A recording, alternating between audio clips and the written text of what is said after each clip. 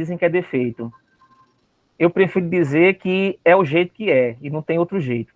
Então, professora, vou deixar contigo, fique à vontade, muito obrigado pelo aceite do nosso convite.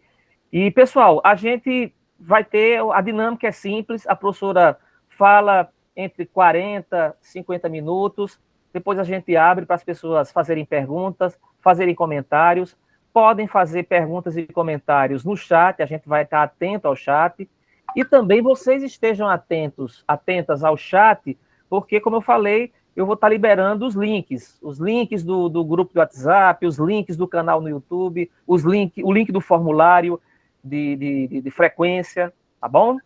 Então, professora, muito obrigado, seja bem-vinda à nossa atividade. Eu que agradeço, porque esse diálogo ele é sempre bastante produtivo, né, para todos nós. A gente sempre a gente aprende uns com os outros na conversa, no diálogo, né? Então eu agradeço bastante, né, esse convite, porque assim é sempre um momento da gente trazer reconversar coisas que a gente às vezes conversa e deixa parado, né? Então agradeço bastante. Bem, eu preparei aqui alguns slides, porque como eu sou uma pessoa que eu converso demais, eu prefiro botar os slides para eu poder me guiar e não falar demais. Porque, afinal de contas, eu desejo aqui mais um diálogo mesmo. Eu vou ficar aqui atento também ao chat, que se vocês quiserem ir falando, perguntando alguma coisa, ou mesmo abrindo o microfone e falando, eu acho bastante produtivo, né, essa troca, tá? Então, é isso, eu sou professora aqui da UNEB, a Universidade do Estado da Bahia, né, que é uma universidade que tem 24 campi, e 30 departamentos, abrange quase que a Bahia inteira, estamos em todos os recantos da Bahia, e temos muitos cursos, enfim, oferecemos cursos variados, mas somos também uma universidade jovem, né? Temos 30 e ainda não chegamos aos 40, aos 40 anos, e há pouco tempo é que nós temos aberto, não só para... Somos uma universidade que começamos com a formação de professores, continuamos forte na formação de professores, muitas licenciaturas, a maioria dos nossos cursos são de licenciatura, mas temos aberto outros cursos, né, também de bacharelado, medicina, direito, essas questões todas. E também, há pouco tempo, dentro do histórico, né, dos cursos universitários e das pós-graduações no Brasil, nós temos aberto algumas pós-graduações, né? Eu faço parte do PPG-EDUC, que é o Programa de Pós-Graduação em Educação e Contemporaneidade, que é aqui em Salvador, e falamos sobre essas questões, né, de educação e contemporaneidade. E tem um grupo de pesquisa, que é o GEPELS, que é o grupo de pesquisa em estudo, leitura e contação de histórias. Como vocês podem ver, o meu veio lúdico é bastante forte, e tenho apostado bastante na epistemologia da contação de histórias como um modo de pensar o ensino, a sala de aula, e a despeito do que muitas pessoas tendem a pensar, a contação de histórias ela não está circunscrita à educação infantil. Não são só as crianças que gostam de contar histórias e de ouvir histórias. Ela abrange crianças, né, como a gente costuma chamar, crianças de 0 a mais de 100 anos. E penso, e tenho visto já algumas pesquisas nesse sentido, que a contação de histórias na educação de jovens e adultos, ela pode ser um modo, né, de mediar a aprendizagem que fale mais direto a essas pessoas, né, que estão aqui e que estão nesse espaço da educação de jovens e adultos. Vou falar um pouquinho mais disso adiante.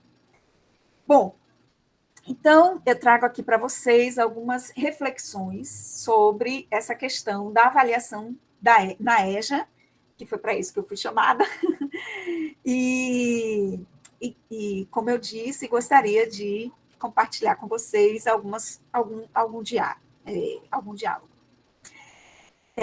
Bem, para começar, eu trouxe uma reflexão de Lucchesi. Lucchesi é um professor aqui da UFBA, da Universidade Federal da Bahia, que se dedicou bastante à avaliação e também à ludicidade, e não é à toa que ele circula nesses dois campos, tanto da avaliação quanto da ludicidade, porque penso que essas duas coisas juntas, elas fazem um trabalho que é, de verdade, um trabalho que ajuda no processo do ensino e da aprendizagem. E aí eu trago essa reflexão dele. A sociedade burguesa aperfeiçoou seus mecanismos de controle, em vários campos, né, a gente sabe. Entre outros, destacamos a seletividade escolar e seus processos de formação das personalidades dos educandos. O medo e o fetiche são mecanismos imprescindíveis numa sociedade que não opera na transparência, mas sim nos subterfúgios. E quando eu leio isso de Lucchesi, eu me lembro, vocês sabem, eu sou contadora de histórias, de vez em quando eu vou contar algumas histórias. Eu me lembro de uma vez que estava no carro, inclusive com minha supervisora de pós-doc, e ela estava com o neto, o neto, no carro, e o menino era pequeno, ele tinha uns 5, 6 anos, e ele disse que estava ansiosíssimo para ir para a escola, uma grande escola aqui de Salvador, a irmã dele mais velha já estava nessa escola, e ele estava muito querendo ir para essa escola, e aí, como eu gosto muito de dialogar com criança, eu perguntei, aí, Biel, por que você quer tanto ir para essa escola? E ele disse assim, e o que você vai fazer lá nessa escola, que você tanto quer ir para lá? E ele respondeu, vou fazer prova. Aquilo me chocou de uma maneira incrível, mas reflete muito isso que Lucchesi está dizendo aqui. Parece que as escolas, elas só avaliam. Em que momento as escolas formam? Porque acho que é isso, não é o papel da escola. Tem girado muito em torno dessa avaliação, que é um momento específico, né? E ele dizia isso exatamente porque a irmã dele, mesmo que não fosse tão mais velha do que ele, acho que é 1 ano ou 2 mais velha do que ele, então devia ter uns 7, 8 anos, talvez 9, ela ia para a escola em determinados momentos apenas para fazer provas. Então, fazia provas. Toda semana prova, porque vai ter prova, tem que estudar porque tem prova. E aí, a escola gira em torno desse processo da prova, do teste, do exame, e esquece de avaliar. Foi isso que Biel me disse com a resposta dele naquele dia, e me marcou. Isso já faz algum tempo, e até hoje eu me lembro. E é nessa perspectiva assim, que eu trago para a gente refletir sobre avaliação, nesse processo crítico, do que é que a gente está formando quando a gente pensa avaliação. Porque ela precisa ser pensada nesse processo que é a educação, que é a formação para a cidadania, que acho que esse é o papel da escola, é a formação para a cidadania. Onde é que está a avaliação nesse processo aí? Né? Bem, nós temos a Enseja. Não foi sobre isso que eu vim falar hoje. Acho que vocês já falaram bastante aí sobre Enseja, mas eu trouxe aí porque, embora seja um processo bastante cruel, seletivo, estressante, bem longe do que é a ludicidade, ele é um processo necessário. necessário no sentido de que a gente precisa estar no sistema, falar a língua do sistema, que é o sistema de dominação, para poder contestar o sistema. Essa é uma defesa que eu faço muito, principalmente quando eu dou aulas no curso de pedagogia, e uma das disciplinas que eu dou sempre um dos componentes curriculares que eu dou sempre ensino de língua portuguesa, né, para o ensino fundamental, e aí tanto o foco não é tanto para crianças quanto para jovens e adultos, né? E aí há uma coisa que eu sempre digo: é preciso que nós ensinamos aos nossos estudantes a língua portuguesa padrão, porque é preciso que a gente empodere nossos estudantes nesse processo que é falar, né, na língua do dominador, para dialogar com ele e então contestar, porque aí eles ouvem, né?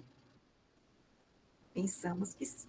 Então, nessa mesma perspectiva, é importante, sim, o Enseja, é importante, sim, a gente fazer todo um processo de preparação para o Enseja, porque é preciso passar por esse processo, né?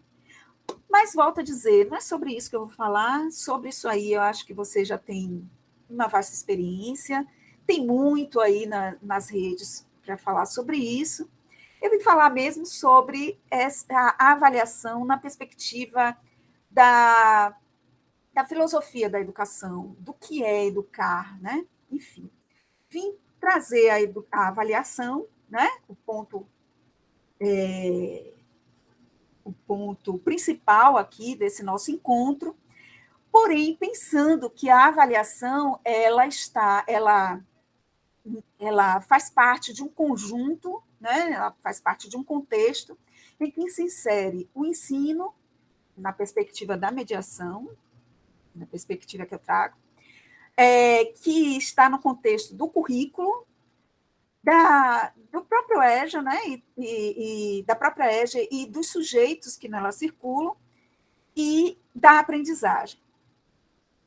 Então, nesse contexto aí, é que é posta a avaliação, e se ela não é posta nesse contexto, que embarca outras tantas coisas, várias situações, mas eu,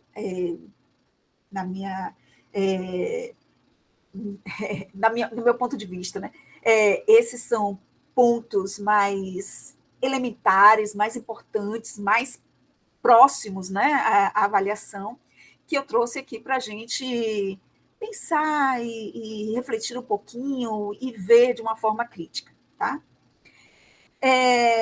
Primeiro de tudo, pensar a EJA. E pensar quem são esses sujeitos da EJA.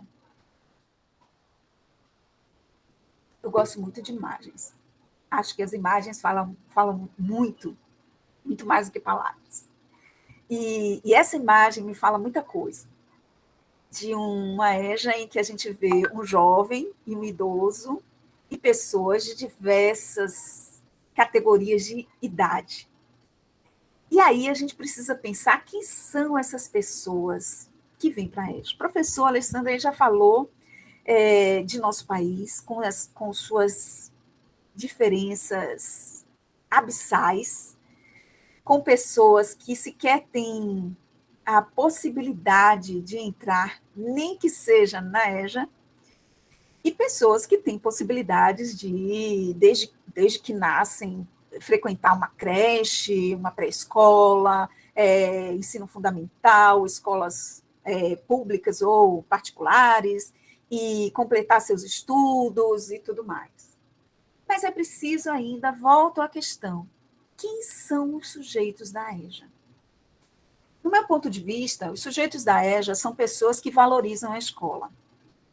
Essas pessoas valorizam a escola. E olhem, nosso país não é um país que valoriza a escola. Nossa sociedade não valoriza a escola. Se valorizasse a escola, não teríamos o presidente que temos. não votaríamos em quem nós votamos. Nossa sociedade no Brasil não valoriza a escola.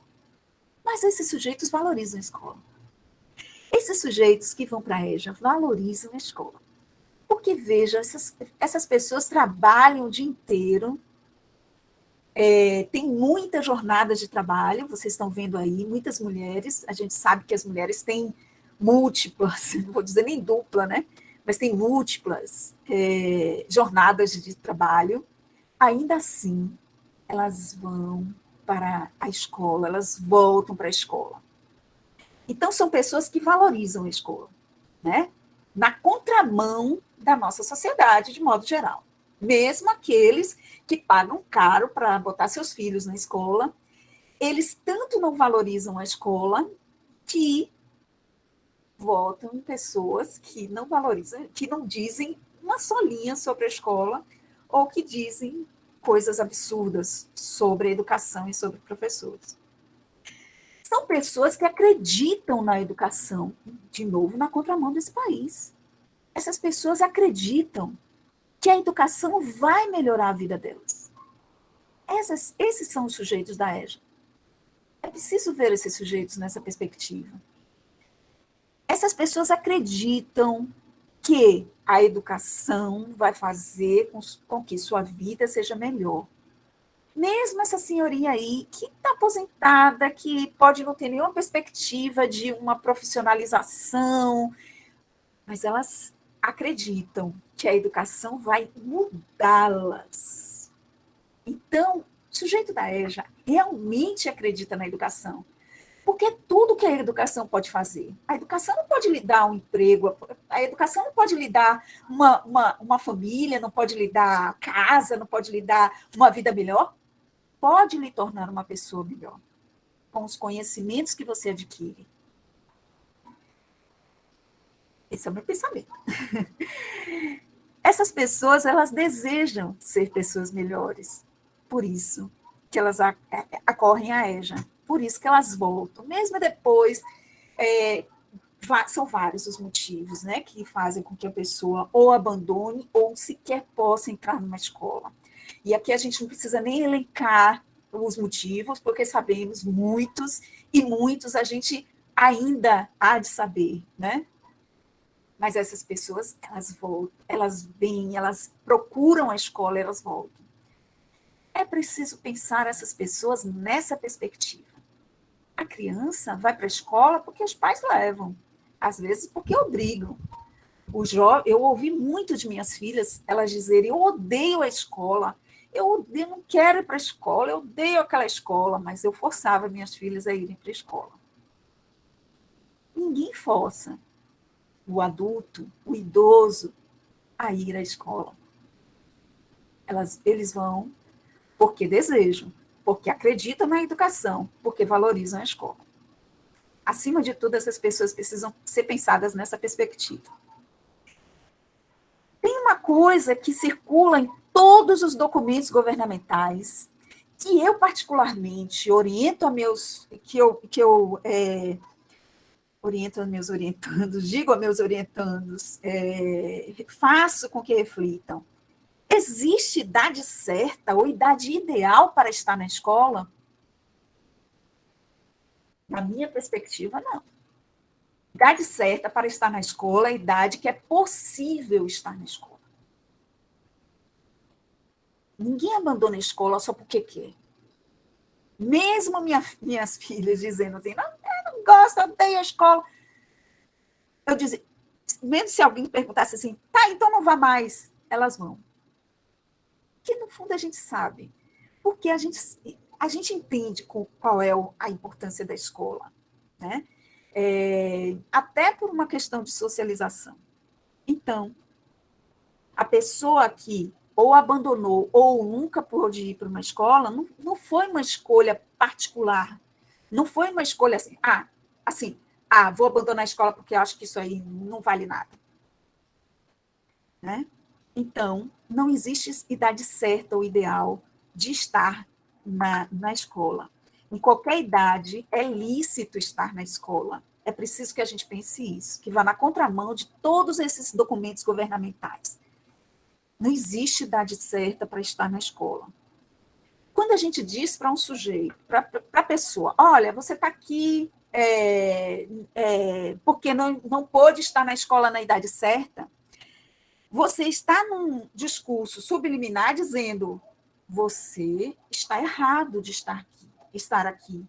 É culpa sua você não ter feito na idade regulamentar, na idade certa a escola. Particularmente, eu acho que isso é muito cruel, porque acredito mesmo que as pessoas que não continuam na escola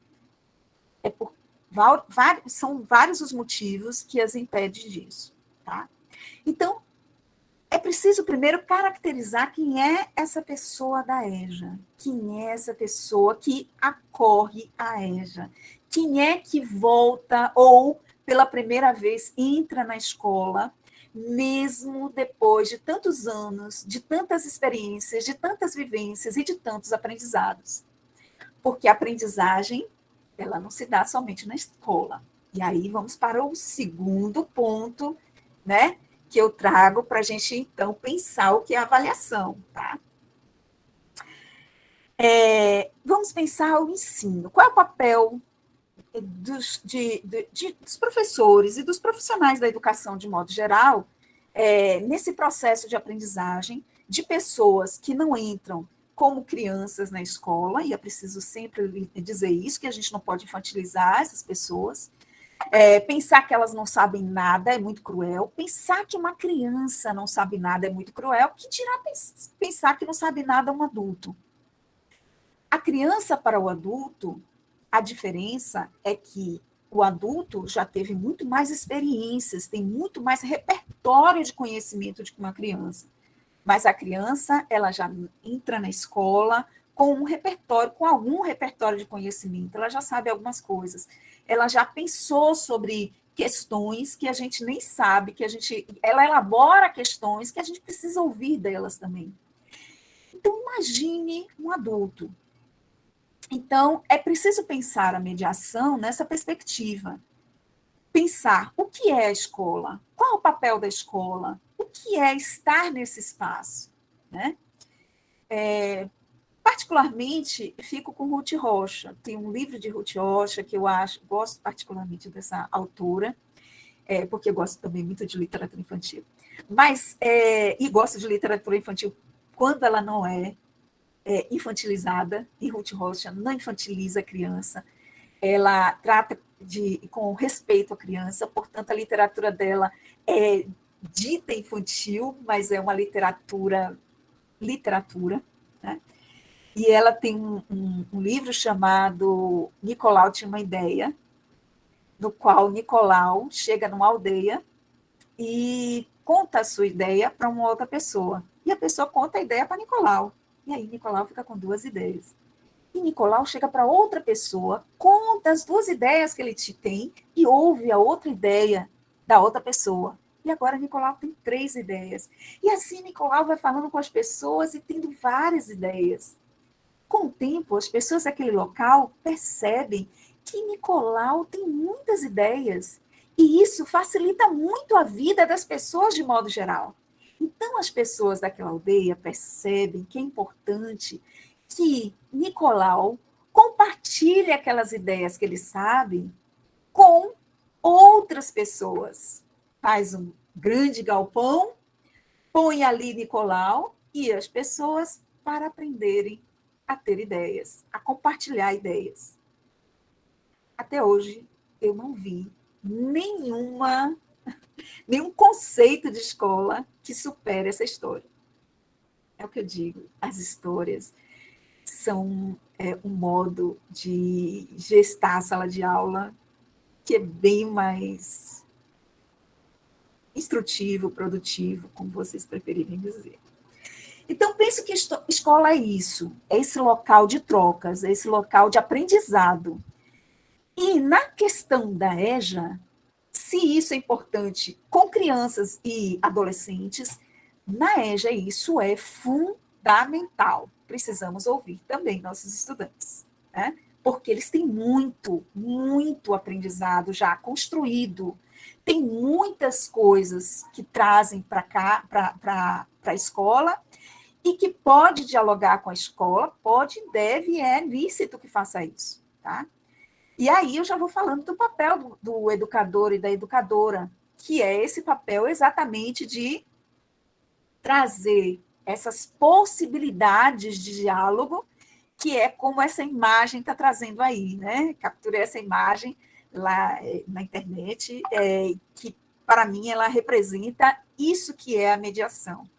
Veja que tem uma professora com o plano de aula na mão, pensando as várias possibilidades que podem ser levadas para a sala de aula para mediar o processo de ensino e de aprendizagem, tá?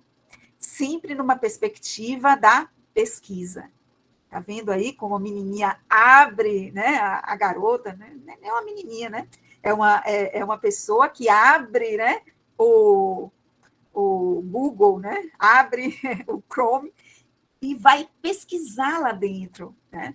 É isso que é a mediação, né? Da aprendizagem, pensando nessa perspectiva que é bem mais ampla, que foge aos conhecimentos científicos mais valorizados e que considera também a arte. Vocês estão vendo aí o rapaz pegando o celular e filmando, né? E todas as possibilidades das redes sociais, né, que nós temos à mão, e todas as outras, né, presenciais, não presenciais, etc. Então, é preciso pensar o que é mediar, né? Nessa perspectiva, assim, já posta lá desde Vygotsky, que é essa troca, esse diálogo, esse ouvir e não só falar. O professor mediador não fala só, ele dialoga.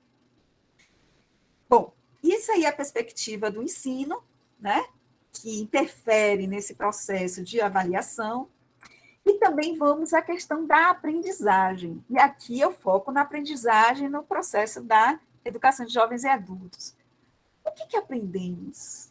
Como aprendemos? A neurociência tem feito uma pesquisa muito vasta sobre isso.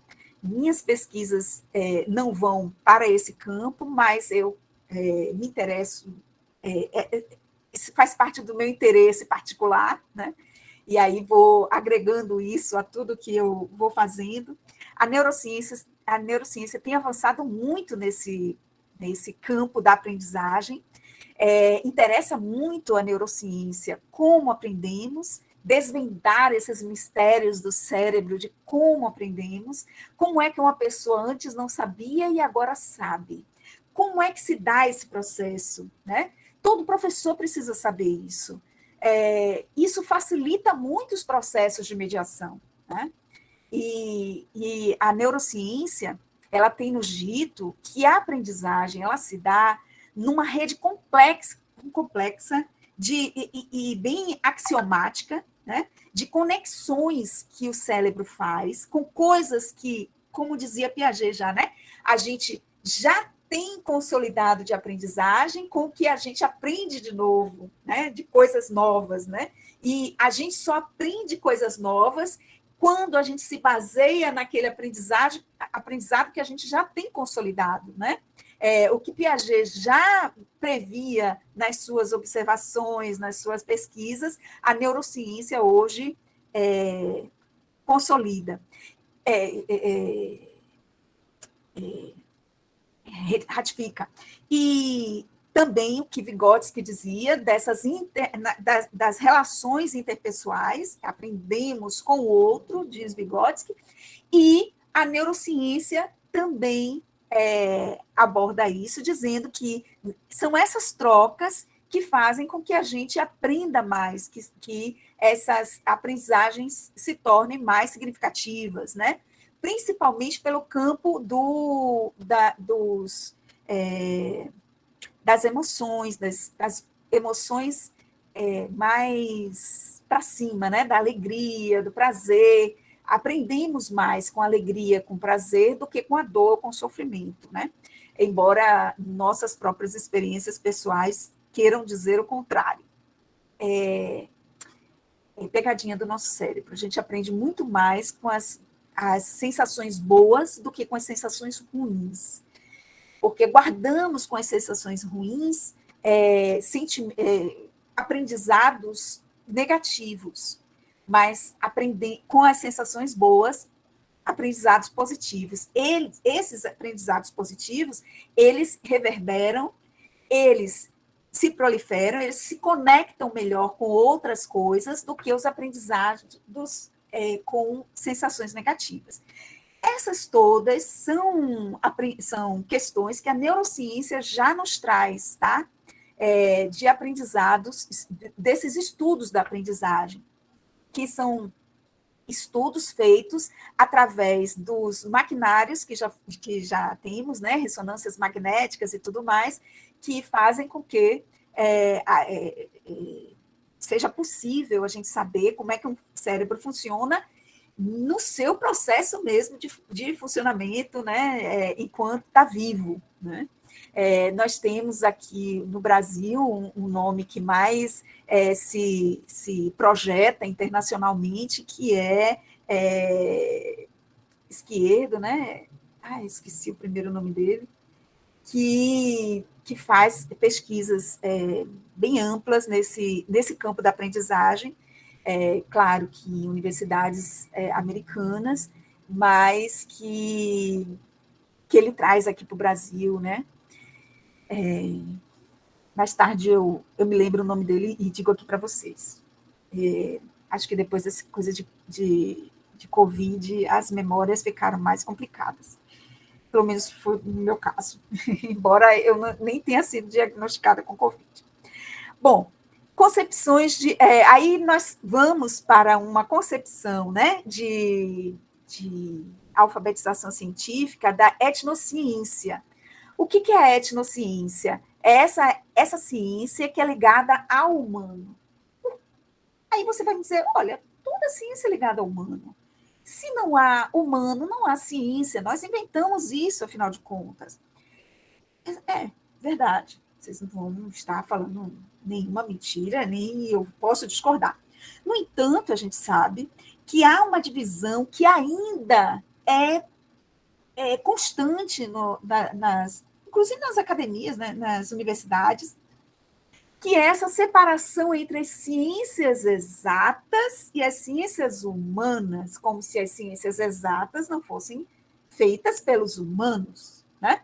E aí a etnociência vem para dizer, olha, não, vamos pensar que é preciso considerar que nós, humanos, pesquisamos tudo para entendermos melhor a nós mesmos. Pesquisamos uma pedra, pesquisamos o cosmos, pesquisamos o fundo do oceano, o fundo da caverna, para entender melhor a nós mesmos. Isso é o cerne da etnociência. E a etnociência, ela diz que todo saber humano pode ser organizado em 4 domínios. Esses são os 4 domínios. E que a gente pensa nessa perspectiva de pensar a EJA, considerando que os sujeitos têm saberes, e que não são poucos, e que têm saberes contextuais, que têm saberes empíricos, que empiria também é um modo de ver a ciência, e que esses saberes empíricos, eles foram a base do conhecimento científico que hoje estão nos livros e que trazemos para as escolas e que ensinamos a nossos estudantes. Então, pensando isso, essas 4 áreas, né, esses 4 domínios são universo, e aí a gente pensa os átomos, que chegam às rotações e translações, e a gente vai ver que qualquer pessoa adulto, né, que se torna adulto, sabe sobre as questões do tempo, e sabe muito mais do que uma criança pode entender. A criança realmente não entende a questão do tempo, mas os adultos, eles já sabem, né? E dão conta dessa questão de como está o tempo, de como está o clima, como é que se dão as questões espaciais, né, geográficas mesmo, as questões do calendário, da energia, das estações do ano. Explico. Qualquer pessoa, qualquer um de nós, sabe olhar para o céu e dizer, bom, é possível que chova hoje porque está muito carregado. O homem do campo, ele vai te dar certeza sobre isso, se vai chover ou se não vai. Ele vai saber exatamente qual é o período do ano em que é propício plantar tal coisa, tal vegetal. Ele sabe qual é a época melhor para a reprodução dos animais. Então, existem saberes que são saberes ancestrais que geraram a ciência. É a gente pegar esses saberes que o sujeito traz e dizer, olha, isso na ciência é assim, assim, assim. Tá? Então, essa questão do calendário é uma questão de rotação e translação, que nós chamamos de rotação e translação nessa perspectiva. Entendem? Isso é que é etnociência. Na natureza, nós falamos sobre células, moléculas, fauna, flora, e os sujeitos da EJA, mesmo que estejam num ambiente bastante urbano, eles entendem sobre agricultura, porque geralmente se estão num espaço urbano, né, e estão na EJA, provavelmente vieram de um espaço rural. E conhecem sobre a agricultura, sobre ecossistema, sobre biomas, sobre criação de animais. Podem não saber com esse nome, ecossistema ou bioma, mas eles vão saber exatamente do que se trata. É a velha pedagogia freiriana, que não é velha, que é sempre nova, porque tem o frescor, sempre da novidade, que é buscar os saberes do sujeito para, então, apresentar os saberes da ciência e dizer, olha, isso que você está chamando aqui, a ciência chama isso. E já ampliou para tais e tais conhecimentos, certo? Corpo humano, a gente fala sobre órgãos e genética no currículo formal, mas os sujeitos sabem sobre o funcionamento dos aparelhos digestório, respiratório, todos os outros, sabe sobre DST, sobre reprodução, né? Porque já passaram por situações como essas, né, de reprodução, talvez algumas DSTs, etc. Sociedades humanas. Aí a gente vai trabalhar no currículo formal com o público e o privado, né, e outras questões do currículo formal, filosóficas, sociológicas, etc.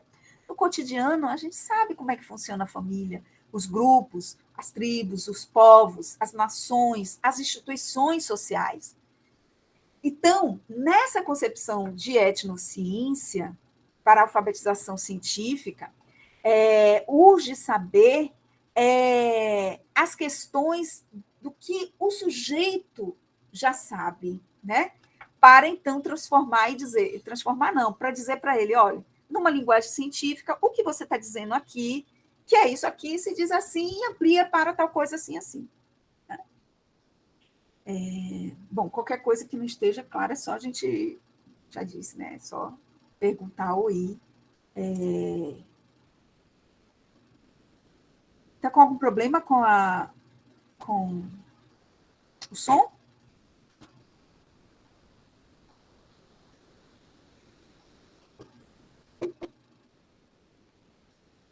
Está todo mundo ouvindo, pessoal?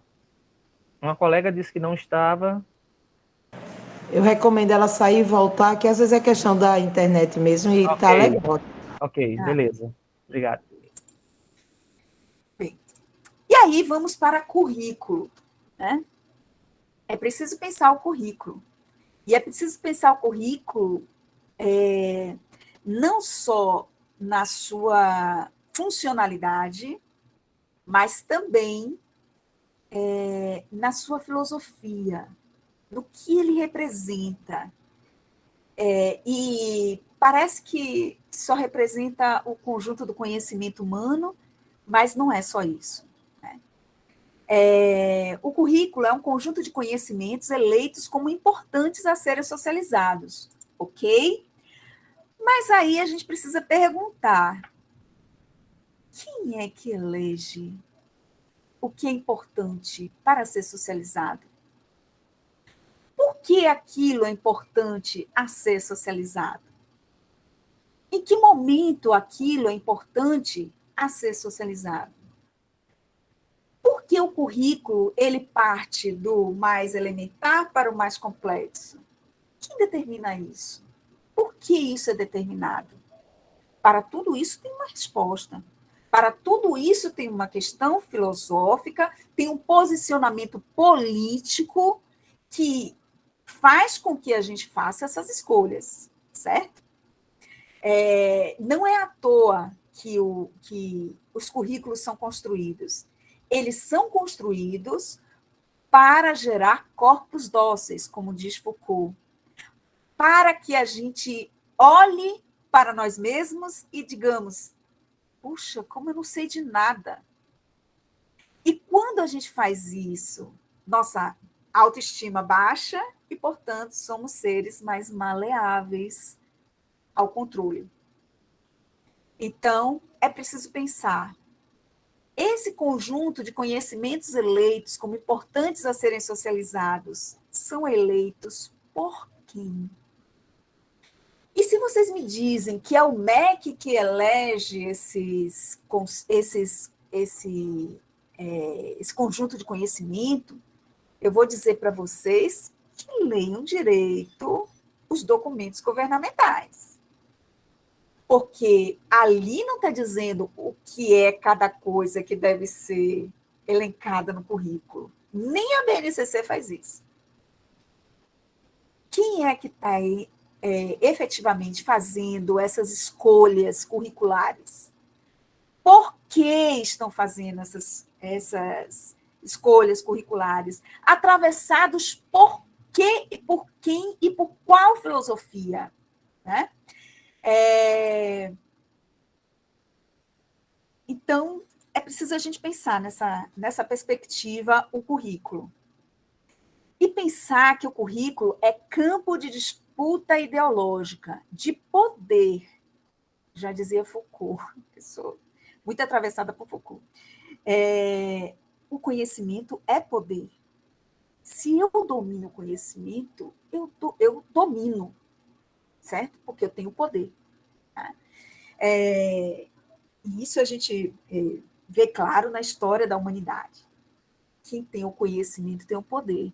Daí porque vamos abafar o conhecimento, vamos fazer o silenciamento do conhecimento e vamos construir currículos que sejam silenciados para o conhecimento. Vamos travar o conhecimento para essas pessoas, tirar, sabe, separar das pessoas o que elas conhecem do seu dia a dia para aquilo que está dentro da escola. Eu é que tenho o domínio do conhecimento, né? No sentido de que alguém tem e o outro não tem, então eu domino e o outro não, tá? Então é campo de disputa ideológica, de poder e de interesses culturais na busca de se imporem, seja para a manutenção das tradições, seja para romperem com essas tradições e constituírem relações sociais de tipo novo, transformando pessoas e circunstâncias históricas. É sempre um campo de disputa. Aqui é um texto que eu não botei aqui, mas no final eu boto as referências. Esse aqui é um texto de professor Roberto Sidney, que estuda essas questões do currículo, tá? O texto é dele. Então, é preciso pensar o currículo e quem é que está fazendo essas escolhas de currículo, quem está fazendo essas escolhas curriculares, quem está atuando nesses atos curriculantes, para saber o que a gente está fazendo mesmo, o que a gente está escolhendo como conhecimento e como é que a gente está propagando esse conhecimento. Porque, afinal de contas, eu quero deixar claro aqui um posicionamento que eu acho muito importante.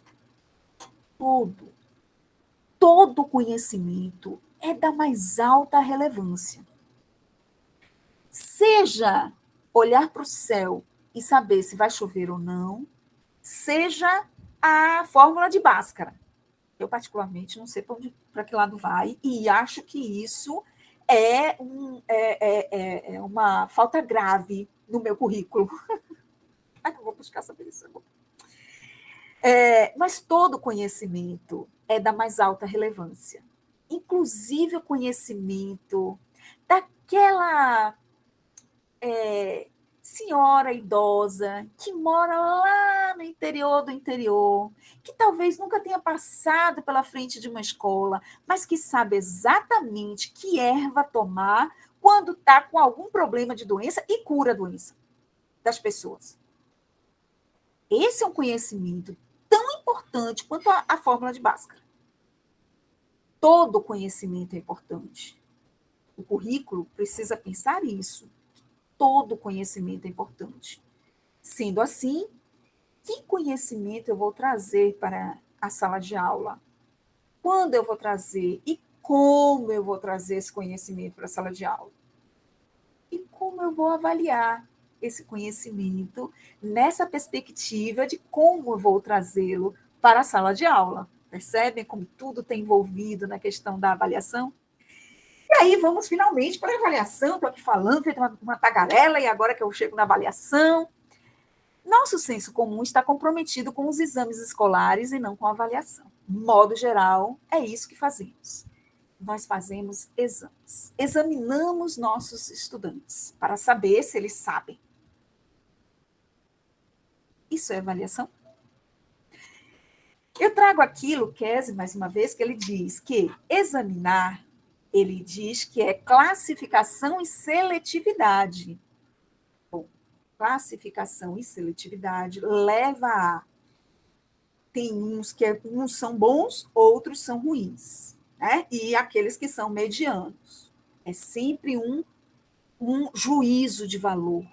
Examinar reflete um juízo de valor. Eu classifico as pessoas. Pessoas são classificáveis? Eu pergunto. A gente seleciona. Nossa sociedade fica o tempo todo fazendo seleções. Seleção de quem vai comer, de quem vai passar fome. Seleção de quem vai viver, quem vai morrer. E aí a gente traz isso para a sala de aula, que é o lugar da formação cidadã. Como é que a gente traz isso? Para Lucchesi, avaliar, não. Avaliar é diagnóstico e inclusão. Eu avalio, veja, examinar é eu avalio para saber se ele sabe. Examinar, eu examino para saber se ele sabe, perdão, porque para mim avaliar está sempre na minha boca. Então, examinar é eu vou verificar se a pessoa sabe. Avaliar é eu vou avaliar como está o processo de aprendizagem do estudante para saber se eu prossigo ou se eu retrocedo. Isso é diagnóstico e inclusão. No momento em que eu avalio para saber em que ponto estamos, para saber se eu vou à frente ou se eu retomo, eu estou fazendo um processo avaliativo. E nesse momento, ele é dialógico. Como é que faz isso? De várias maneiras. São várias as maneiras que são possíveis de fazer isso. Uma das piores maneiras são provas e testes. Ainda assim é possível fazer aí, conforme o que você vai fazer com essas avaliações, com essas provas e testes, certo? A avaliação não é só dos estudantes, mas do processo, portanto, do próprio professor, exatamente. Porque nesse processo, e aí por isso que eu chamo para o diálogo, porque aí é nesse diálogo, né? Por isso que eu falo desde o princípio, a avaliação não é só avaliação, né? É mediação. E se você pensa em mediação, você pensa em avaliação e não em exame. Porque você vai dialogar com o seu estudante e você vai ver por que seu estudante não progrediu no conhecimento, se isso é uma questão que é sua, de que você não foi muito claro, ou se uma questão de outras possibilidades de aprendizagem, né? Outros caminhos de aprendizagem que você pode apresentar para o sujeito, que, afinal de contas, as pessoas todas não aprendem do mesmo jeito, a mesma coisa no mesmo momento. Isso aqui a gente precisa sempre ter em conta. Por muitos anos, as escolas pensaram nessa perspectiva de que todo mundo é igual, tábula rasa, educação bancária, né? Alguém não sabe, alguém sabe. Alguém que sabe bota o conhecimento na cabeça de quem não sabe e tudo está certo. Sinceramente, isso seria o Shangri-La da escola, não é, gente? Não seria tudo perfeito se fosse assim, tão simples? Eu sei, você não sabe. Eu venho aqui e digo para você. Pronto, você sabe. Resolveu a questão, diploma na sua mão, tchau e benção. Mas já aprendemos com Edgar Morin que as coisas não são tão simples assim, não é? E ser humano não aprende dessa forma tão simples. As coisas, tudo que se refere ao ser humano é muito mais complexo. O educando não ingressa em uma escola para ser medido, mas sim para aprender, para ser cidadão, né? Cidadão crítico, ativo. Não, vou refazer minha fala, porque é cidadão no processo em que nasce, né? Ainda no ventre materno já é cidadão, já tem alguns direitos, mas quando você entra na escola, você aprende a ser um cidadão crítico, né? A exercer sua cidadania de uma forma mais ampla, né? E principalmente protagonista, porque então você vai ser capaz de falar por si, escrever por si e exigir e defender seus direitos, né? A escola, penso que serve para isso, né? Então, concordo com o Keyes quando ele diz: o educando não ingressa em uma escola para ser medido, mas sim para aprender. E aí eu trago, assim, caminhando para o fim, eu trago algumas questões nas quais pensar.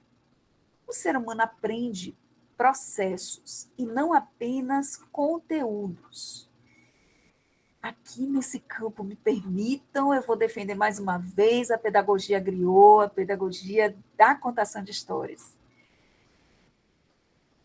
Quando ensinamos através das narrativas, o cérebro funciona de uma forma melhor, porque então ele vai buscar as outras narrativas parecidas, então fazer as conexões e guardando ali nas conexões axiomáticas, né, dos dendritos do cérebro, né, que é a célula do cérebro, das células cerebrais, que são feitas de pequenos detritos, né, dendritos, que ali é que circula o conhecimento, as informações, e elas só circulam assim. Eu tenho uma referência sobre aquele conhecimento, então aquilo se conecta, né? Precisa do encaixe, igual um quebra-cabeças, entende? Então, eu preciso encaixar o conhecimento num conhecimento que já está consolidado, conhecimento novo com o que já está consolidado, para poder ampliar, né, o campo dos conteúdos que são de aprender. E nesse processo que nós temos, que é o processo de aprendizagem, a gente aprende, desaprende e reaprende. Nesse processo aí que vai num contínuo. Todo mundo diz que quando se aprende a andar de bicicleta, nunca mais se esquece. Mas é possível, às vezes, a gente esquecer alguns aprendizados. Mas o esquecimento não é falta de aprendizado, né? Basta alguma conexão para a gente, então, lembrar. Porque aprendizado, ele também precisa da memória, né? Não pode ser só a memória. Não pode ser só a memória. Mas também ele trabalha em cima da memória, né? A memória é uma ajuda potente no processo de aprendizagem. Nesse processo de aprender, desaprender, reaprender, e nesse processo aí é que a gente consolida a aprendizagem. Então, uma pessoa que aprende a andar de bicicleta e passa 10 anos sem andar de bicicleta, ela vai buscar na memória da sua aprendizagem como é o andar de bicicleta, como é o equilibrar e tudo mais. E nesse reaprender, vai ter que reaprender, né? Vai ter que buscar, né, os conhecimentos lá guardados na memória que foram desaprendidos para poder serem reaprendidos, né? E aí, nesse processo todo, né, de aprendizagem que eu falei com vocês sobre a neurociência, e a neurociência se debruçou sobre isso, por causa do Vale do Silício e por causa dos computadores. E aí nós temos a aprendizagem de máquina. E o aprendizagem de máquina pode nos ensinar muito sobre a aprendizagem a nossa aprendizagem. Como eu disse anteriormente, tudo que nós fazemos é sobre nós. Tudo que o humano faz é sobre o humano. Então, a aprendizagem de máquina, ele é baseado na aprendizagem do humano. Foi estudando a mente humana, o cérebro, as pessoas, né, que fazem os algoritmos, que põem lá nas nossas linhas, né, nas nossas redes sociais, né, nas nossas... esqueci daquilo... No passar, né, e trazem o que a gente quer ver, né, que é o tal da aprendizagem de máquinas. E é o que acontece no nosso cérebro também, a gente aprende aquilo que mais nos interessa. Nós, por questões genéticas, contextuais, geográficas, sociais, temos mais interesses em determinados aprendizados do que em outros. Então, nos dedicamos mais a alguns aprendizados que outros. É a mesma coisa que acontece com o algoritmo, tá? Que fica lá passando na minha rede social. Por exemplo, quando eu abro lá meu Instagram, eu só vejo cachorrinho, gatinho, criancinha, porque esses aí eu clico mais, então eu vejo mais. Então, particularmente agora, né, falando da pesquisadora, eu pesquiso muito mais sobre contação de histórias, então sei muito mais sobre isso, eu pesquiso sobre as aprendizagens, então eu sei mais sobre isso, né? Então, é isso que é o aprendizagem de máquina. E a gente pode pegar essa aprendizagem de máquina e trazer para o aprendizado humano, porque, afinal de contas, foi de lá que veio. E aí, por isso que eu trago para vocês, esse aprendizagem de máquina, ele é axiomático, tá? Esse algoritmo, ele é axiomático, que é como funciona o nosso cérebro. Então, tem várias formas. Tem a aprendizagem supervisionada, né, que é aqui na aprendizagem de máquina, se dá nesse processo aí, a gente pode, né, na escola, trazer que essa aprendizagem supervisionada é a mediação docente, é quando você está ali com seus estudantes, fazendo todo um processo que é de mediação mesmo da aprendizagem. A aprendizagem por reforço, que é sempre muito importante a gente trazer esses processos de aprendizagem, dizer, olha, a sua avaliação foi boa nisso e naquilo, e dizer assim, olha, o que você está bom, o que você pode melhorar, né? E trazer todas essas questões que são do campo do que o que o sujeito pode fazer, o que ele traz que é da aprendizagem dele, né? E a aprendizagem não supervisionada, que, gente, eu já estou falando há um tempão, não é? Falando demais, já vou terminar. E que os ensinos híbridos, etc., que a gente manda, né, o aprendizagem para o sujeito fazer, que são as pesquisas, enfim, muitas outras questões. Aprende-se na vida, no trabalho, na escola, nas sociedades humanas, é preciso pensar isso, que a aprendizagem não está só na escola, né? Então, é preciso trazer essas aprendizagens para a escola. como aprendizagens possíveis. Como eu já falei aqui, de Edgar Morin, ele fala que é preciso organizar conhecimentos de modo que esses possam dialogar entre si e fazer parte da vida humana, como se formassem uma colcha de retalho, costurados como harmonia e perfeição, combinação de cores, né? Então, ele pensa essa complexidade humana trazida para a sala de aula, pensando que a aprendizagem não se dá de forma simples. Olha, 1 mais 1 é 2, tá? 1 mais 1 é 2, pronto, não é assim. A avaliação de conhecimentos na EJA precisa contemplar o conjunto de saberes e não apenas conteúdos curriculares.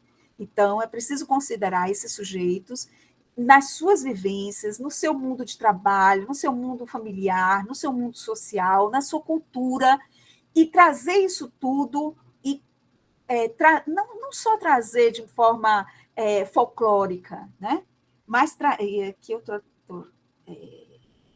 trazendo folclórico de um modo pejorativo, mas trazer cientificamente e com respeito. Outra questão é que o conjunto de saberes constitui uma etnociência, que busca estudar as relações e conhecimentos de uma determinada região, geradas por determinados grupos de pessoas relacionadas aos conhecimentos científicos, conforme nós já vimos lá. Então, é preciso que esses conhecimentos também sejam contextualizados e postos na prática para todos os sujeitos, né, que estão no processo de aprendizagem. Sim, a sistematização de saberes constitui uma alfabetização científica. Todos os conhecimentos que estão circulando na escola precisam ser científicos. A escola é o lugar da ciência, tá? Isso aí a gente precisa admitir. E é preciso alfabetizar para a ciência, trazer o conhecimento empírico para um conhecimento científico mais prático, né? E conectar essas formas de fazer ciência, né? A alfabetização científica facilita a introdução nos conteúdos curriculares, porque fala sobre aprender ciências, aprender a fazer ciência, aprender sobre ciência, tá? Então, trabalhar no sentido prático, teórico e contextual. E aqui são as referências, eu posso disponibilizar aí esses slides para vocês depois, né? São só algumas questões que eu trouxe aí para dialogar, e agora eu abro aí para que você... Thalita, inclusive, diz aqui, eu vejo o Enseja como um exame do que uma avaliação, inclusive traz na própria nomenclatura exame de competência. Exatamente, eu concordo, Thalita. Então, é isso. Ok, obrigado, professora. Pessoal, está aberto, fiquem à vontade para se colocarem, para perguntarem, para comentarem. Enquanto as pessoas estão pensando aí, eu vou dizer que aqui no nosso grupo de pesquisa, a gente faz também um ciclo de diálogos online. Por causa da pandemia, a gente fez online, e estão todos na internet, também lá no YouTube do nosso grupo de pesquisa, e tem algumas que a gente conversa, também a gente dá conta de como nós estamos, né, no curso de pedagogia, a gente dá conta da criança e dos jovens e adultos, né, da educação da EJA, também da educação de infância, mas tem muitas coisas sobre EJA lá, muitas discussões bem boas, né, se vocês quiserem também circularem lá, ciclos de diálogos online. Botando assim, a gente já consegue entrar no YouTube. Muito bem, vamos lá então, pessoal. Eu tenho uma pergunta aqui, mas eu vou segurar ela até que vocês se manifestem.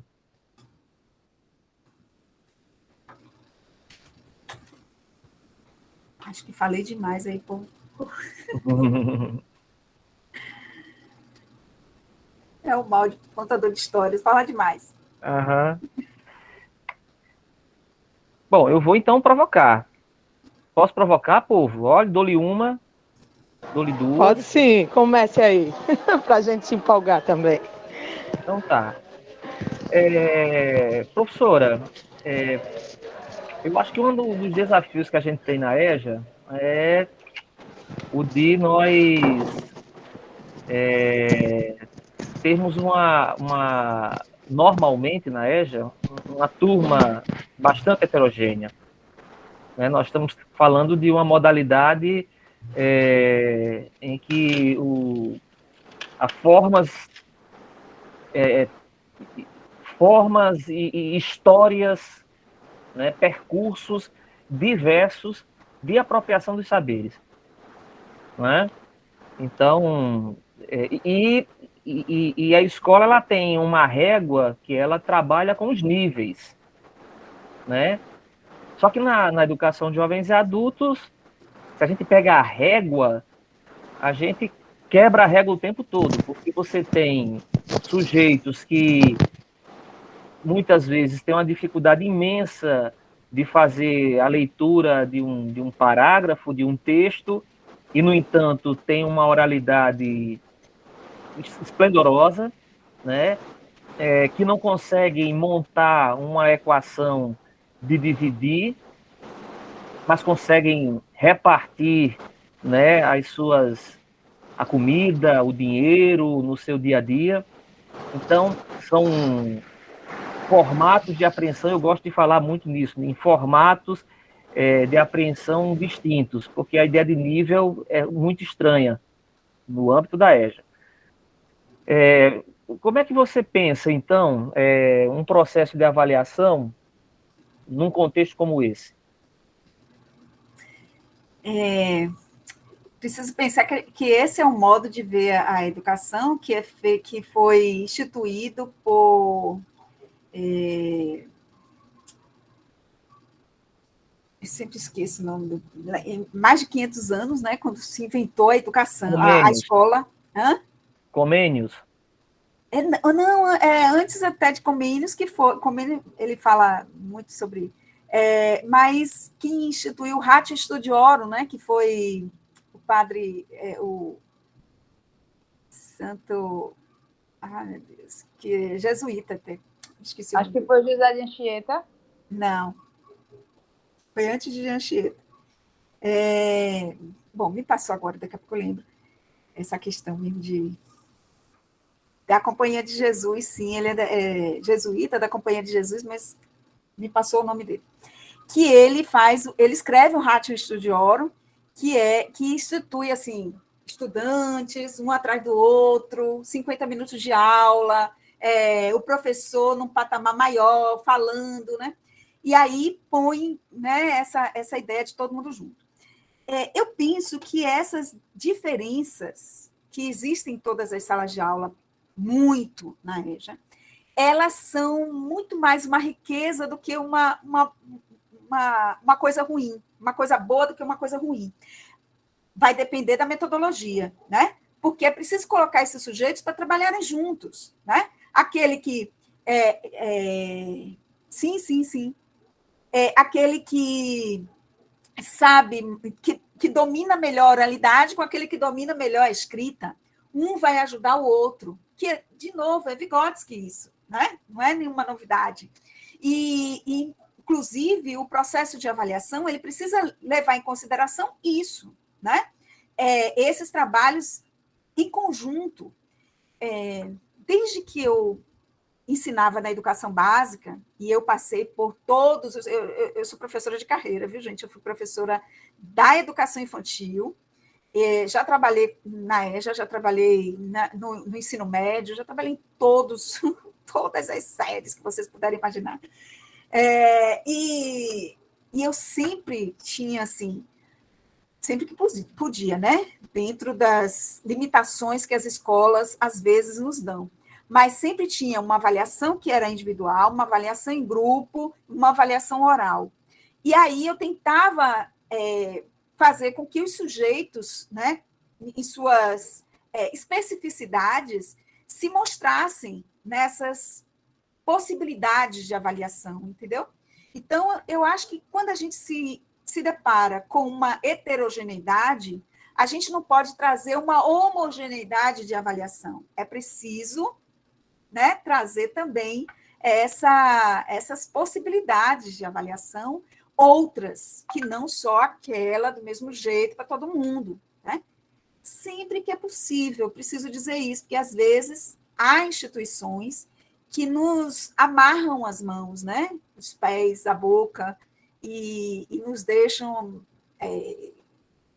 presos, né, a uma determinada forma de avaliar, etc.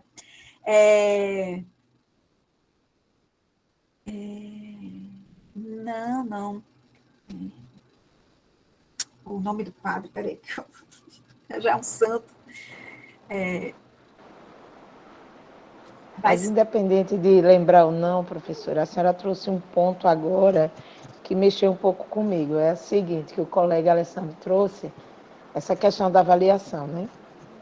E você me trouxe uma visão tão ampla agora, que a gente precisa sair da caixinha, que a gente realmente fica ali limitado a uma metodologia, né, apenas. Metodologia boa é aquela que dá certo, né? Eu aprendi agora recentemente essa frase e eu fico, de fato, porque às vezes a gente até aprende enquanto nós estamos na academia, a gente aprende só teoria e quando chega na prática a gente se depara com cada situação. E de 2006 para cá eu tenho contato com a educação de jovens e adultos. E dizer a vocês assim, é muito bom. Eu estou vendo aí um número muito reduzido de pessoas, não porque não deram a importância a esse momento, mas porque nós estamos, inclusive eu estou na escola acolhendo os alunos da EJA que estão chegando esse momento, né, para o jantar, às 7 horas. Vou tocar agora para que eles possam entrar. E assim, é uma pena que todos os meus colegas da rede não estejam escutando isso, né? E dizer, professora, da minha alegria de poder ser escolhida de estar aqui, porque quem está aqui hoje foi escolhido de estar aqui. Para ouvir suas palavras, a gente percebe que você vive a educação, né? Nas suas palavras, no seu jeito doce de falar e trazendo informações. Lógico que dessas informações, muitas a gente já ouviu até em outros momentos, né? Pelo que eu percebi, você não veio trazer uma receita nem nada disso, mas trazer um diálogo sobre esses temas. E quando o Alessandro trouxe essa questão dessa mistura, ainda mais, eu até aprofundo mais. Antes a gente tinha jovens e adultos, hoje a gente tem adolescentes, jovens e adultos. E esses adolescentes, quanto mais essa juvenização da EJA, traz uns conflitos próprios que não existem, por exemplo, no ensino que a gente chama de regular. E é difícil a gente chegar a encontrar um meio de chegar até esses três públicos distintos e que estão no mesmo ambiente, na mesma sala de aula, adolescentes, jovens e adultos. E olha que esses adultos ainda nós temos idosos, nós temos aqui uns senhores aqui que já aposentados e que estão nas salas. Ou seja, a educação de jovens e adultos é uma clientela específica, a educação de jovens e adultos é um direito, nenhum direito a menos. A educação de jovens e adultos é contagiante, quem bebe dessa fonte se apaixona. A educação de jovens e adultos requer um olhar diferenciado, né? E esse olhar, você trouxe algumas questões aqui para que a gente possa refletir. E dentre eles, esse ponto agora que eu achei o ápice das suas palavras, que foi que na sala de aula a gente não pode fazer um único tipo de avaliação, porque nós temos públicos diferentes com níveis de aprendizagens diferentes. E a pandemia agravou ainda mais isso, porque além de tudo isso ainda vem as questões socioemocionais, né?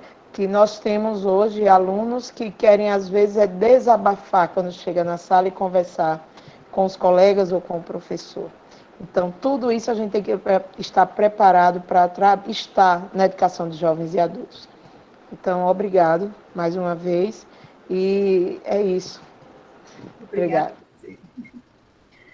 Obrigada. Fabiana, eu sugiro você depois acessar o canal do YouTube do nosso projeto e mandar para os seus colegas o link, né? Porque Com certeza, já disse a eles disseram aqui, Fabiana, agora eu estou indo para a sala, mas por favor, você veja, eu disse a eles, está sendo gravado, e aí eu vou ver como é que está disponibilizado esse material e eu vou passar para todos eles e a gente vai ser um tema de uma discussão nossa, inclusive, porque nós temos que repensar, por exemplo, esse segundo semestre, professor Alessandro, a gente se deparou com uma situação incrível, que é corriqueiro em época de eleição.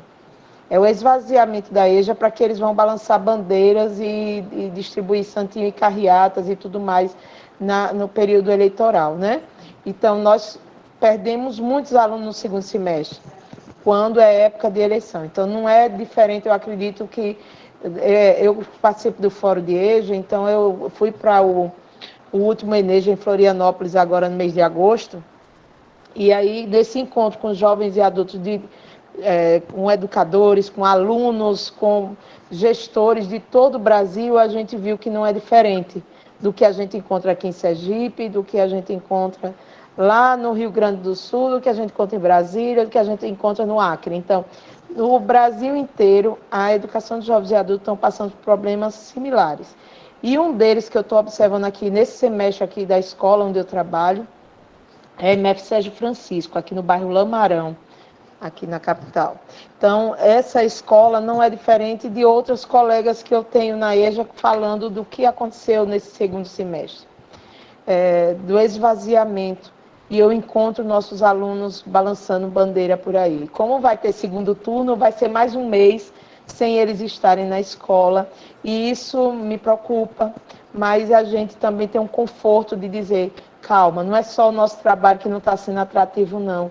É porque, diante de tantas questões econômicas que o nosso país está enfrentando, seja por desgoverno, seja o que for, nós estamos com essa problemática, e os nossos alunos, eu não tiro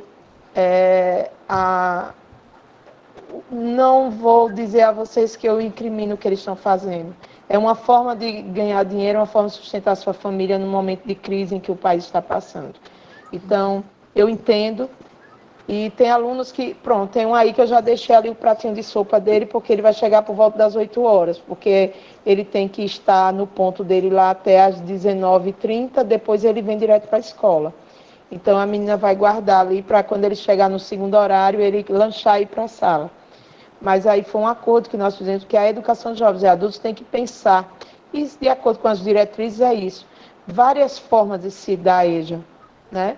E uma delas é justamente essa EJA em que você acolhe o aluno que chega, independente do horário que ele chega, e que você dê subsídio para que ele consiga enfrentar as dificuldades se ele precisar sair mais cedo, seja porque está muito cansado, ou seja porque vai pegar o turno noturno para trabalhar. Então, que a gente, até isso, nós que estamos na educação de jovens e adultos, precisamos ter esse olhar. Ou isso, ou peça para sair da EJA porque você está no lugar errado. Obrigada. Isso mesmo. Eu vi aqui, eu sei que a Yara está com a mão levantada, mas é que eu vi aqui tanto Gladson quanto Thalita falando das pesquisas em EJA. Eu quero dizer que nós temos aqui em Salvador, aqui na UNEB, o primeiro curso de pós-graduação em educação de jovens e adultos, né?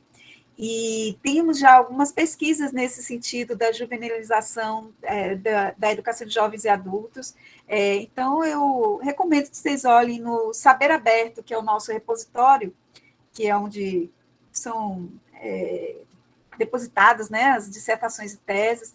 Vocês podem encontrar lá algumas questões que podem ajudar as pesquisas, etc. Né? Eu mesmo já participei de algumas bancas sobre isso. Saudade. Eu também tive contato com Marlene, com Luciomar, o pessoal aí do Fórum de EJA aí da Bahia. Eles levaram uma caravana de umas 28 pessoas, entre alunos e professores lá para Florianópolis. E a participação deles muito ativa, a gente sempre se reúne todo mês. E a turma da Bahia é um destaque da educação de jovens e adultos em todos os sentidos. Aí tem mestrado nessa área, até o colega perguntou, porque isso muito me interessa também. Está tendo Tem, mestrado na área da educação de educação de jovens e adultos aí também, professora? tem mestrado específico para a educação de jovens e adultos. Mestrado profissional da educação de jovens e adultos. Muito bom, inclusive.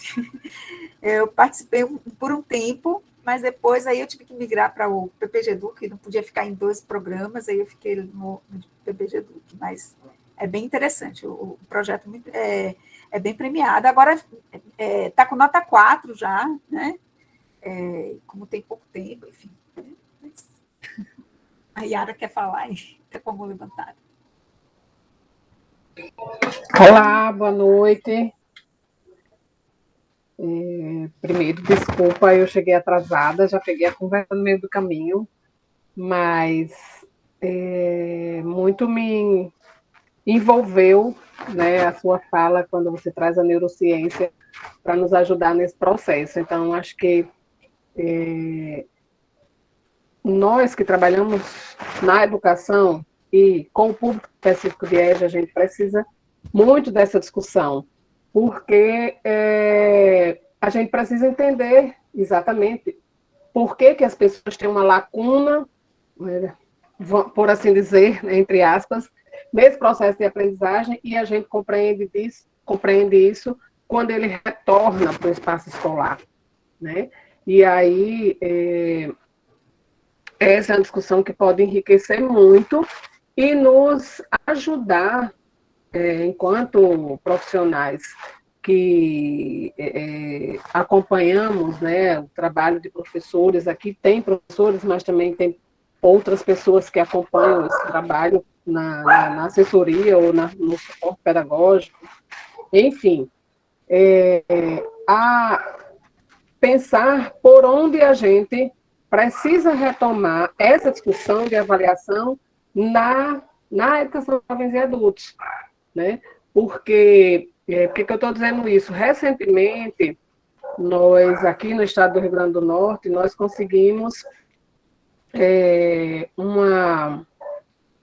um profissional para acompanhar as escolas que funcionam fora do espaço escolar, mais especificamente as turmas do sistema prisional e da socioeducação. E a primeira questão que ele me trouxe, que hoje eu estou na assessoria pedagógica da regional, assim como você, eu também sou profissional de carreira, e nos últimos anos eu tenho trabalhado mais especificamente com a EJA. E aí a primeira questão que ele me trouxe os professores estão me pedindo uma sequência lógica de conteúdos para trabalhar com as turmas da EJA. Eu fiquei pensando, como assim? O que é que eles conseguem? Me fiz desentendido. Como assim? O que é que eles chamam de sequência lógica? Né? Então, por que eu estou trazendo isso? Porque se eu estou com um grupo de professores que traz uma demanda como essa, imagino que eles estão pensando sobre avaliação. Né? Como é que eles vão avaliar? Se eles ainda estão pensando numa sequência lógica para começar a trabalhar com as turmas da EJA. Então, acho que essa sua discussão, né, nos traz elementos muito, muito interessantes para discutir. E era isso, eu queria apenas parabenizar e trazer a minha colaboração nesse sentido, da riqueza, né, de discussão que você traz para a gente nesse momento. Muito obrigada. Eu estou igualzinha a foto, tá? Por isso que eu não abri a câmera nesse momento. Tá linda.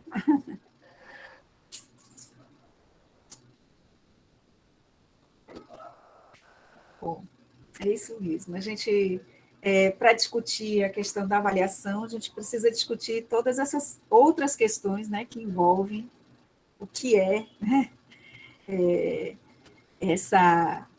esse processo de ensino, de aprendizagem e desses sujeitos, né, da EJA. Muito bom.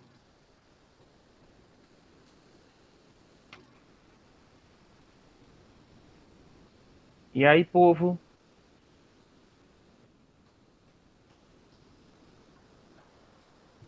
povo está com fome, porque já são 7h15, é isso? Mas a gente pode ficar até 7h30. Normalmente são 2 horas que a gente fica. Eu acho assim, eu vou fazer um comentário, né? Eu acho que nós temos o Conrado, a lista de frequência a gente já liberou aí o link no chat, tá? Tá liberado. Não, eu gostaria de fazer um comentário que é o seguinte, é que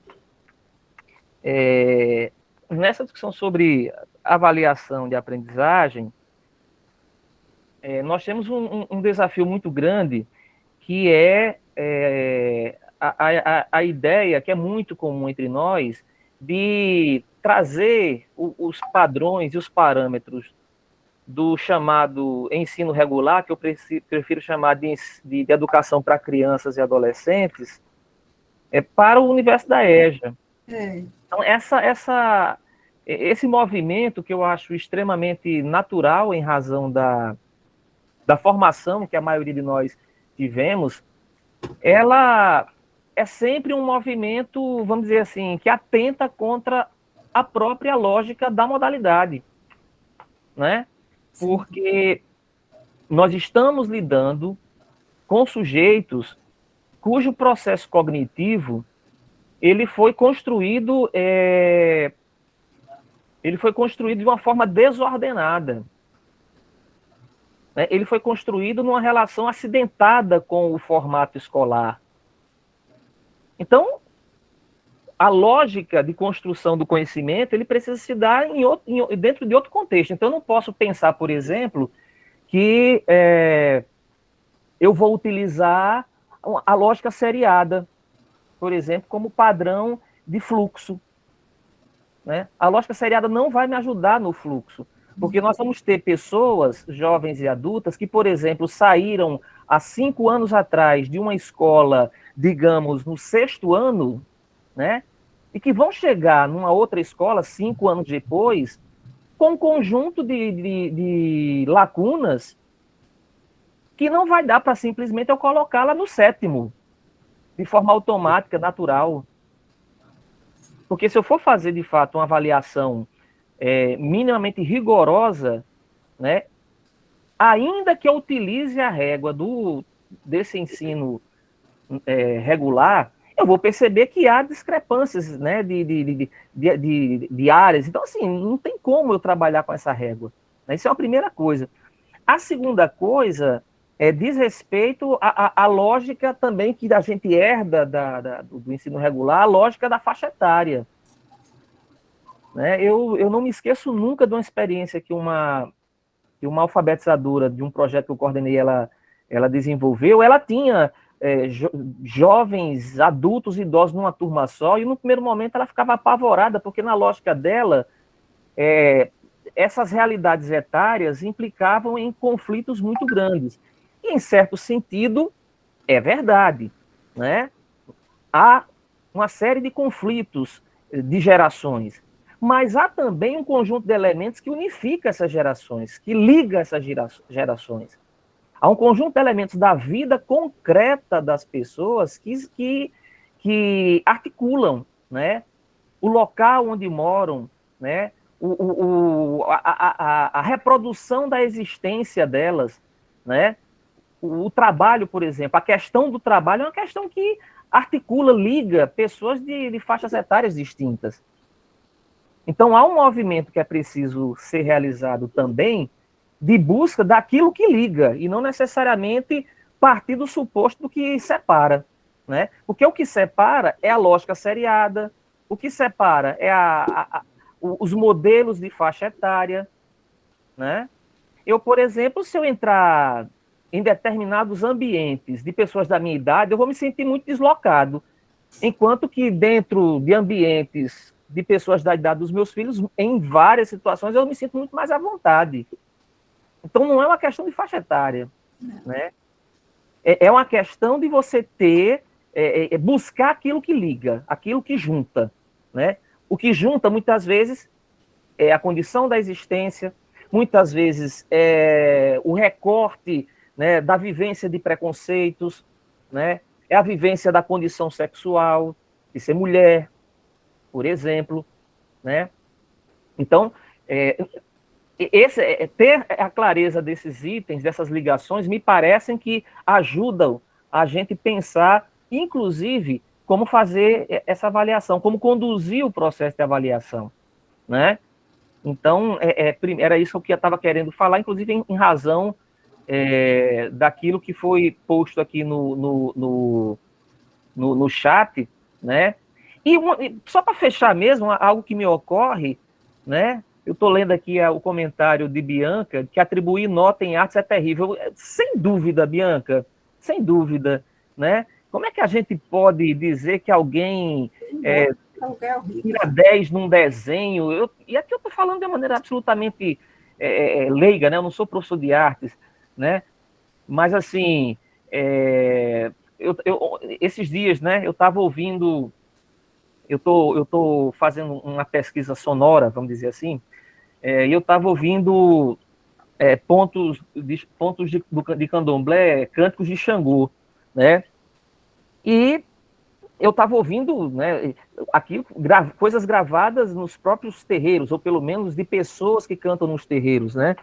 E assim, por um lado, meu ouvido, com uma determinada formação musical, vai dizer, nossa, eles desafinam pra caramba. Por outro lado, né, aquilo que eles estão cantando, né, tem uma riqueza de construções melódicas, independentemente da afinação, de construções melódicas, de referências míticas que integram aquela obra de arte. Então, não dá para eu dar 10 ou 9 ou 8 se eu for me prender, por exemplo, ao conjunto de elementos. Né? Se eu for me prender a um só, aí tudo bem. Mesmo assim, com uma série de subjetividades. Né? Porque na hora que ele cantou aquele ponto, ninguém pediu para ele ser afinado, apenas pediu para ele cantar com a energia e a devoção que ele tem para aquele orixá. Nesse sentido, tá tranquilo, tá beleza, né? Até o conceito de afinar ou desafinar também precisa ser revisto. Assim, não querendo trazer nenhum modelo, nem receita, nem nada, eu gosto de lembrar que existem possibilidades que já estão postas e que já estão aí em ação. Uma coisa sobre avaliação que eu gosto sempre de lembrar é sobre a avaliação externa do PISA. A avaliação externa do PISA avalia países, né, no mundo, inclusive o Brasil faz parte como convidado, mas um país membro, que é a Finlândia, ela tem trazido resultados assim sempre acima da média. A Finlândia, aí você pode dizer, porque a Finlândia, né, né, no topo, né, na Europa e tudo mais. Mas a Finlândia, ela assume em todas as escolas, e todas as escolas na Finlândia são públicas, lá não tem distorção de idade série, não existe, a Finlândia tem uma equiparação social muito grande, então é um país assim, quase um modelo, né, para o mundo. Ainda assim, eu trago essa experiência da Finlândia. Na Finlândia, se trabalha com pedagogia de projeto. Em todas as escolas se trabalha com pedagogia de projeto. Isso demanda dizer que não existe seriação. Não existe seriação. Não existe assim, o menino de 5 anos está na educação infantil, o menino de 6 anos está na alfabetização, o menino de 7 anos está no primeiro ano. Não. Existem projetos multisseriados, digamos assim, né? Porque não tem... Então, não é multisseriado, são projetos. Então, existem projetos em que os estudantes se engajam naqueles projetos que lhe interessa, né? Cada um vai entrar no projeto que lhe interessa. Então, quebra com essa questão de série e quebra com essa questão de multisseriados. Vamos trabalhar com projetos. Então, vamos dar protagonismo e autonomia para esses sujeitos, e o professor vai ser um mediador desse processo aí. E o professor não está sozinho. Cada sala de aula tem um professor que está aprendendo, tem o professor da sala e tem um professor que é da universidade que está ali assessorando o processo de formação do professor aprendente. Entende? É claro que as salas têm 15 alunos, estou dizendo de um lugar ideal, certo? Mas existe uma possibilidade. Nós temos também a Escola da Ponte, que trabalha nesse mesmo processo de projetos. E numa outra realidade diferente, nós temos a África, que faz um trabalho de ensinagem que não é esse trabalho colonizado, quando é possível, né? Porque tem alguns lugares que é forçado, tem que ter aquela escola daquele jeito, mas em alguns lugares já conseguiu descolonizar e voltar a um processo outro de ensino, que é um ensino que é universalizado, digamos assim, que é o mesmo da Escola da Ponte, em que você vai trabalhar com a construção do conhecimento de forma contextualizada, na forma de projetos. Então, caminhos existem. A questão é a gente descolonizar, de que a gente precisa botar, e que existe apenas um rigor de avaliação, que é o rigor de que eu vou avaliar todo mundo do mesmo jeito. Porque, olha o que eu estou dizendo para vocês, na Finlândia, com todas essas questões que a gente sabe da Finlândia, com todas essas questões que são do campo da perfeição, né? Não é perfeição, né? Mas, assim, daquilo que a gente acha que é eu só quero saber perfeição, eu sou apaixonada pela Finlândia. Mas, veja, na Finlândia, onde os estudantes, nenhum dentro das suas escolas, fazem provas, nem testes, nem exames. Eles fazem uma avaliação externa a cada 2 anos, e o resultado disso é sempre lá no top.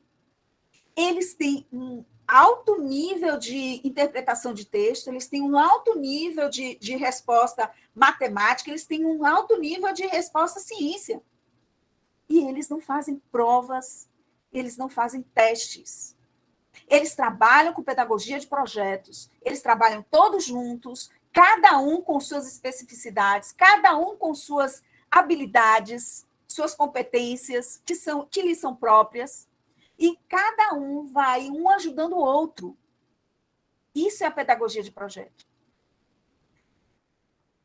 Alguém pode dizer assim, poxa, como é que eu vou comparar a Finlândia com o Brasil está com tantas discrepâncias? Não estou comparando, eu estou dizendo que existem caminhos, tá? Eu costumo trabalhar com meus alunos com sequência didática. Eu acho que pedagogia de projeto é top. E eu digo para eles, assim, falo sobre pedagogia de projeto, porque eu trabalho com metodologias de ensino, né? Mas trabalho com eles pelo menos sequência didática.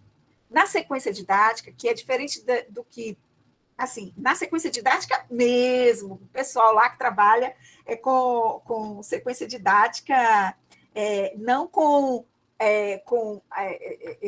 sequência de atividades, como às vezes a gente põe no plano de aula, mas sequência didática mesmo. O que é sequência didática? A sequência didática é quando você tem um conjunto de aprendizagem, um conjunto de aprendizagens que você vai fazer com esse sujeito, e você vai fazendo em etapas. E essas etapas, elas só são passadas uma para a outra quando a primeira é alcançada por todos. E esse é um processo que se faz junto. Então, eu vou fazer, e é o próprio estudante que vai fazendo a sua autoavaliação nesse processo. Então, juntos, em conjunto, dentro de um trabalho ético, um troca o trabalho com o outro, para um avaliar o outro, para um dizer para o outro, está precisando melhorar isso aqui. E, assim, quando todos estiverem no mesmo patamar de aprendizado, mais ou menos no mesmo patamar, a gente, então, avança, enquanto todos não alcançarem o aprendizado, não avança, avançamos juntos, né? E isso ensina para o estudante a ética, a empatia, o estar junto, o ajudar uns aos outros. O que a gente está ensinando para nossos estudantes? Competição. A gente precisa ensinar colaboração. Precisa parar dessa avaliação que aí eu tirei uma nota melhor, eu tirei 6,7. Eu tirei 6,8, sou melhor do que você. Aí eu tirei 8, eu sou muito gênio. Não é sobre nota, não é sobre número, é sobre aprendizagem. Existem possibilidades. As possibilidades estão postas. A gente tentar burlar os sistemas. E a gente, veja, eu ensinava numa grande escola tradicional e buscava sempre burlar o processo. Claro que depois eu fui demitida, mas, bom, enfim, é possível. Existem modos de fazer, né? A gente não precisa se render só a um modo de ensinar, e um modo de aprender, e um modo de avaliar, e um modo de fazer a aprendizagem. Eu super concordo aqui com o Daniel, quando ele diz que trabalhar com projetos na EJA é perfeito, tá? Que eu já fiz isso e dá super certo, é muito, muito prazeroso, é prazeroso para todo mundo, é prazeroso para o professor, para quem está no processo de mediação da aprendizagem, né? Porque a gente vê o brilho nos olhos de quem aprende, e isso é impagável. É prazeroso porque a gente vê aqueles sujeitos, né, que vieram do trabalho cansados, mas estão ali, sabe, vivenciando, brincando, né, aprendendo, brincando, e com toda a energia, né? Vivenciei isso, é possível isso, sabe? A cultura lúdica para a gente levar para a educação de jovens e adultos super dá certo. Já vi assim, gente chegando mais cedo, porque era aquela aula, eles saindo de lá no último horário com o funcionário da limpeza, e eles, peraí, vamos terminar. Então, assim, super concordo, viu, Daniel? Aí ele diz aqui, o que pega na EJA é o modelo de atribuição de aulas, aqui, pelo menos, na rede estadual de São Paulo, professor, de modo geral, completa a jornada da EJA, organizar projetos nesse contexto é punk, com certeza. Com certeza. É um trabalho assim, de sedução com os colegas, né, para fazermos o trabalho juntos. Né? E não é fácil isso. Nada disso é fácil. E quando eu estava na educação básica, eu ouvia muito, né, as pessoas dizendo, porque no ensino superior, como a gente trabalha um pouquinho mais individualizado, não tem muito esse contato, mas na educação básica eu ouvia muito, você quer fazer tudo diferente porque você está começando agora, e olha que eu já tinha um tempo, daqui a pouco vai acabar esse frescor e tal. Os caras já chegam com o olho fundo. Isso foi só um desabafo. Você que contribui muito com o. Contribui sim com a discussão, Daniel, porque é isso, é punk realmente, é difícil esse processo. Mas é possível se a gente muda a perspectiva. Eu digo para você, assim, de experiência, trazer um jogo, fazer uma gamificação da aprendizagem, fazer uma pedagogia de projeto, tentar seduzir os colegas o mais possível, quem for possível, quem se seduzir legal, quem não seduzir, a gente vai, né, pelas beiradas, mas existem possibilidades, é isso que eu quero dizer. Eu queria só dar uma reforçada nisso que a professora falou. E assim, pessoal, esse processo não é um processo individual de cada colega na solidão das suas reflexões, entende? Ou dos seus planejamentos de aula, né?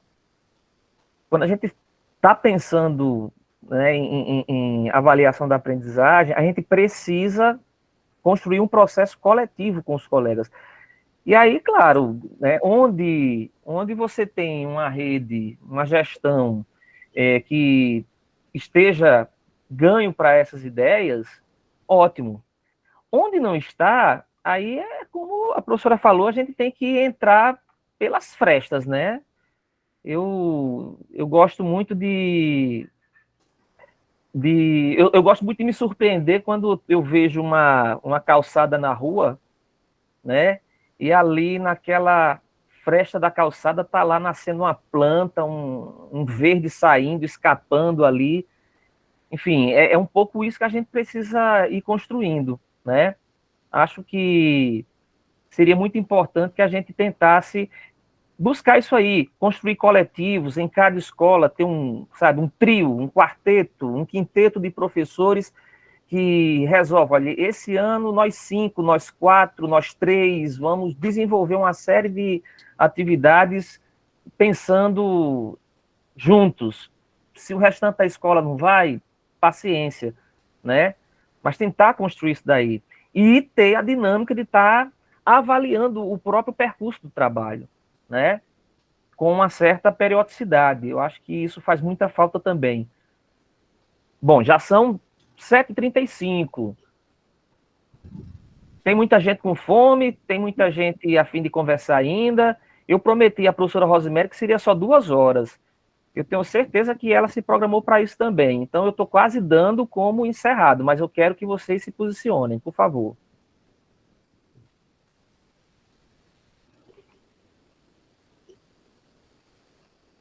Dou-lhe 1, dou-lhe 2, dou-lhe 3. Bom, professora, parece que o pessoal quer, de fato, liberar você, para você jantar, para você, enfim, não sei se você vai dar aula ainda hoje à noite, mas queria agradecer, então, a presença de todos, as contribuições, queria agradecer a você e dizer que a gente vai estar dando avisos, né, nos próximos dias a respeito do nosso encontro, do nosso encontrão anual, e esperamos contar com todos. Professora, se você quiser fazer uma saudação final, fique à vontade, e assim que você acabar, eu encerrarei aqui a gravação. Agradeço a todos vocês, gostei muito desse diálogo aqui, a gente sempre aprende no debate, no diálogo. E quero deixar uma frase de Caetano Veloso que eu adoro. Sabe o que ele diz? Peixe no aquário, nada. Essa frase, para mim, é uma frase que eu levo na minha didática diária, pensando que, mesmo que a gente esteja preso lá em várias situações da gestão escolar, dos processos de aprendizagem, de tudo, a gente pode fazer alguma coisa, que é isso, comer pelas beiradas, como disse o professor Alexandre. Então, a Alessandra. Muito obrigada por estar aqui e obrigada pelo diálogo. Foi um prazer. Uma boa noite para vocês, tá? Tchau, pessoal. Boa noite. Obrigado, querida. Tchau. Tchau, tchau. Gratidão pela noite de hoje. Tchau. Tchau. Valeu. Obrigadão.